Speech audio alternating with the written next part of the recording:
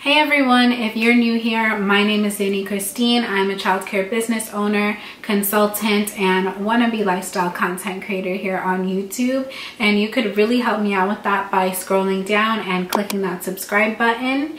You could also hit that notification bell to be notified every single time I post a new video here on my channel. I used to have a schedule of when I would post my videos, but that's kind of out the window right now. So clicking that notification bell can help you with that. Also, be sure to follow me on Instagram at Danny Christine Consulting. And if you or anyone you know is interested in getting consultation services for their childcare business or childcare startup, then you can book a session with me by going to dannychristine.com/book-danny or childcaresites.com/Danny Christine.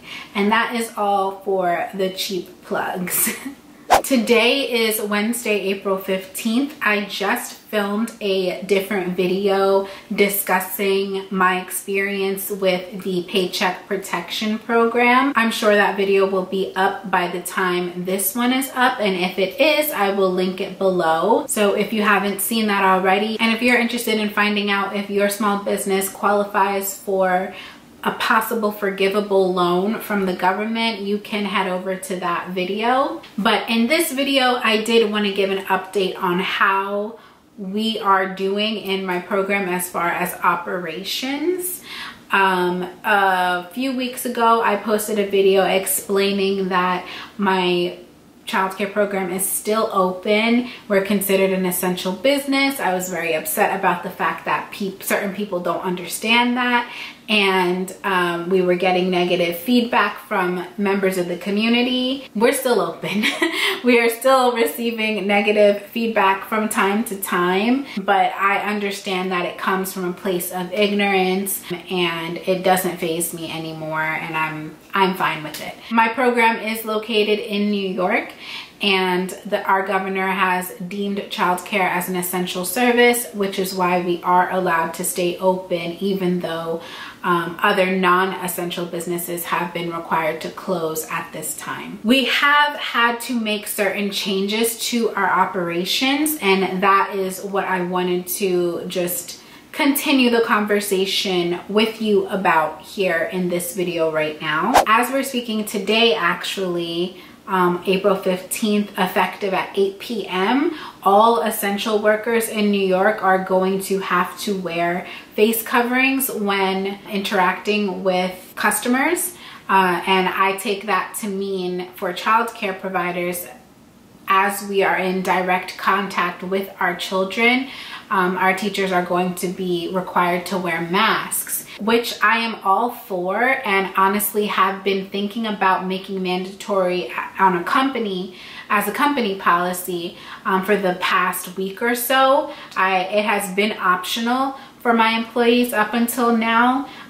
We have had disposable masks available on site for them to use if needed, but we have not made it mandatory. But now that this executive order is in place, honestly, I'm kind of happy about that, so we can have some sort of backup when we do make it mandatory.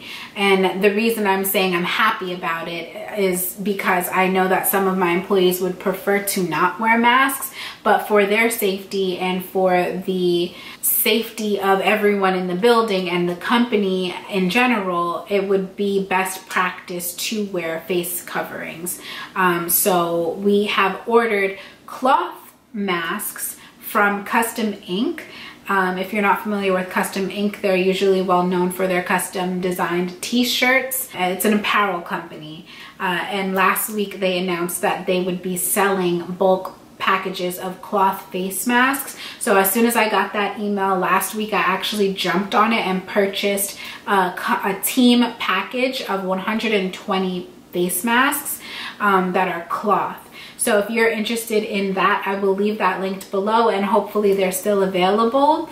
And you can order a pack of 12 masks for a family or 120 masks for a team. And that is current information as of today, April 15th. I'm sorry if it has changed or is unavailable now. I have tried ordering masks on Amazon throughout the past like month, and it's basically mission impossible. So I'm so thankful that Custom Ink, which we already used as our t-shirt supplier, came up with this. In my previous video about how we have changed our operations, I did already discuss some of the things that we changed. You can watch that video to find out what those things are, but it was just to give some information. It was things like doing curbside runs during pickup and drop-off times where we're not allowing parents in the building anymore. Some states have made that mandatory where families are not allowed to step into the childcare program. New York is not one of them. If our families wanted to and if we allowed, they could still come in. But as a company, we made it our policy where right now we're not accepting any visitors, any parents, or anybody other than staff, children, and like licensing or emergency officials to enter the building. Something new that we have implemented is scrub jackets. So Amazon sells scrubs online, and I didn't necessarily feel it was necessary to buy a whole outfit of scrubs for all of our employees, but for our infant and toddler teachers who are in direct contact pretty much at all times throughout the day with the children, where they're picking them up because they either can't walk or are crying or something. I wanted an extra layer of protection for those tears and drool and snot. So I ordered long sleeve scrub jackets that our teachers can put over their clothes so that there is that extra barrier of protection. And I'm so thankful for this executive order about the masks as well, so that can be even more protection. So we do have personal protective equipment on site, and we do have a decent stock of gloves on site as well, disposable either vinyl or nitrile gloves for staff to use whenever we do temperature readings or changing diapers as we normally would, or health checks or anything like that. We are equipped. Another new thing that I think most, if not all, my employees are actually enjoying right now is alternate schedules. So our teachers and admin staff are actually getting 1 full week off work for every week that they do work. So we're only requiring our staff to come into work on site physically every other week. And in addition to that, for the staff that have chosen to stay employed with us and work on site and be essential workers, we've chosen to pay them an extra 10% of a bonus for every hour that they work on site. And we are considering that hazard pay from now through the remainder of our school year. We also believe that this method of alternating work schedules would really help us if there was, God forbid, a confirmed case of the virus in one of our staff or children. Yes, we would have to temporarily close, but if half of our staff has already been social distancing or in quarantine at home for a week, we would be able to reopen faster than if everyone was in the building and possibly exposed to the case at the same time. So this is a method that really benefits the employees individually because they do get to relax a whole week at home every other week, on top of basically receiving close to their normal pay because they're doing overtime on their weeks working on site plus getting 10% pay, and then they get to relax the whole week at home. And it also benefits the business because if we did have to temporarily close, we could reopen faster. Also, speaking of trying to not have everyone be exposed to a confirmed case, one of the things that we're implementing as well is nobody should be going into different classrooms throughout the day. Normally we would mix some of our classes at the beginning or end of the day to maintain ratio. Like for instance, our toddlers and preschool age children would mix in the mornings as we wait for more kids to arrive, so that we wouldn't have to have like 2 or 3 teachers separated in separate rooms or whatever. It just really helped financially, time-wise, and also with ratio requirements. But now what we're doing is every person that comes into the building, including teachers, go directly to your classrooms after washing your hands and getting your health check.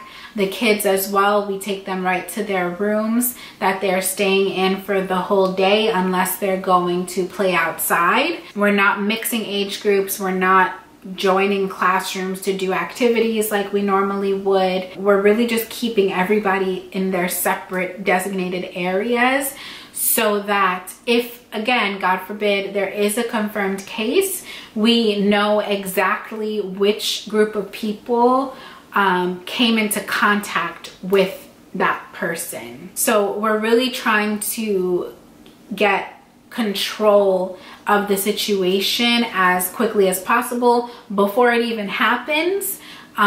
If, God forbid, it does happen, so that we can be prepared. I believe I mentioned this in my previous video as well, but we're also doing hand washing at least every 2 hours. Honestly, we have an administrator make an announcement over our intercom system to all teachers every 90 minutes saying it's the 90-minute mark, it's time to wash hands, and all children and staff wash their hands. We also do temperature readings twice for everyone in the building. We do it once upon arrival and once around noon. And then lastly, we do not want to forget about our children that are social distancing and staying home, whether for that purpose, to social distance, or because their parents might not be working at this time or just uncomfortable with sending them to school. Regardless of that, this is eventually going to be over, and hopefully very soon. We don't want to lose touch with our families. For some of our kids, we haven't seen them in a month. Friday, March 13th was the last time we saw the majority of our children. So we have implemented 2 different, I guess, initiatives or programs, you could call it. One we have labeled as distance learning, and the other we have labeled as our virtual classroom.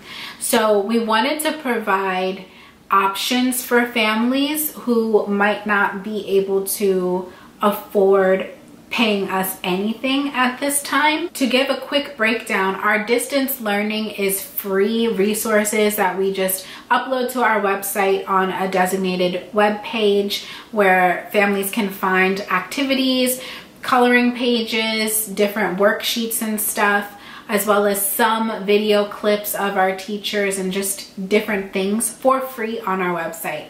Our virtual classroom is a live video chat that we have certain teachers running every single day, and we also deliver supplies and worksheets and stuff to our families on a weekly basis for them to use for the following week's virtual classroom sessions. So that we charge a small fee for, a small weekly fee, and we have justified it by mentioning that we have to pay for the materials. We have to pay these teachers to do this program. And we have gotten great feedback from the parents that have joined. However, we do still have a handful of parents that have not joined the virtual classroom. And we wanted to give them an option to still keep up with their children's education, which is why we have the distance learning platform as well, where they could access certain resources for free. But for families that wanted to have that live interaction where their child gets to see their teacher's face every day, as well as the other kids that are participating, they get to speak to each other. It's so cute. We did that for our 3 to 5 year old children to give them an option to have that live experience. If you want to brainstorm some ideas about what you could be doing in your program to get with the times and deal with this situation as best as you can. I do offer consultation services. You can go to dannychristine.com/book-danny to book a 45-minute live video consultation with me, and I'd be glad to help you. Also, if you're at home in quarantine and have been thinking about starting a daycare program, this is a great time to get a start and do your research about how to do that, and I'd be glad to help you with that as well. So go to my website to book me or send me an email at info@dannychristine.com, and I'd be glad to help. Let me know what you're doing in your program right now to adapt to what has been going on in the comments below. And I'll see you guys in the next video. Bye-bye.